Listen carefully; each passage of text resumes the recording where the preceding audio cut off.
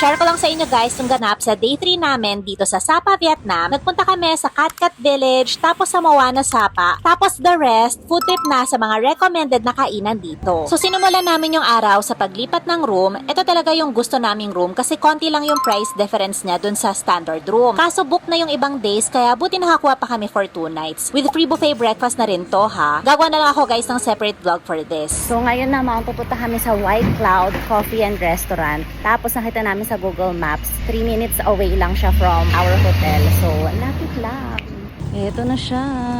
Pagpasok, ayan, ang ganda ng interior. Surprisingly, hindi ka mahala ng food ha. So I got the egg cream milk tea. Tapos si madam naman nag-egg coffee. And sabi niya, mas bet niya to kaysa sa Cafe Giyang. On to our next stop sa Cat Cat Village. Nag-grab lang kami papunta and 7 minutes lang yung biyahe namin. Initially, mag-iikot-ikot lang talaga dapat kami dito. Pero kasi sa stall na to, in-offer ni ate na 150,000 dong na lang daw yung costumes niya. So ayun, napa-avail kami. Tapos nag-offer pa siya ng photographer. And para sa amin, super worth it to kasi we got nice photo souvenirs dito sa Cat Cat Village. On our way out, nakita namin guys na may ongoing installation ng rainbow slide din dito. Ang swerte na maabutan to. After Cat Cat Village, nagpunta naman kami sa Moana Sapa. So nabanggit ni Kuya Grab Driver na there's nothing much to see there daw. And nandun na kami nung sinabi niya yon, so tinuloy na namin. Okay yung place for picture taking, pero tama nga si Kuya. Kung medyo tight na yung schedule nyo, pwede nyo na rin skip to guys. After dito, dumiretso na kami sa Viet Trekking Cafe. Isa to sa pinaka-excited kaming puntahan kasi makikita dito yung funicular na dumadaan. Umupo lang kami sa alfresco area. Ang saya kasi parang 3 beses yata dumaan yung funicular niyan. So from here, nilakad na lang namin papuntang Le Petit Gecko. Isa rin to sa mga nakikita kong recommended na kainan dito sa Sapa. Nung dumating yung order, nagulat kami, ang dami pala. Pero okay lang kasi dinner naman na talaga yon. Ang sasarap talaga ng sauces nila dito, no? Tapos ang fresh ng veggies. After dinner, nag-stroll lang kami ulit. Ang saya lang kasi maglakad-lakad dito guys. Ang daming pailaw tapos ang liwaliwanag. At around 11:30 PM, medyo nagutom ulit kami kaya buti may maliit na kainan sa may tapat ng hotel na bukas pa. So nagpizza lang kami dyan at buncha for midnight snack. So ayun, that wraps up our day 3 at ito na nga yung total expenses namin.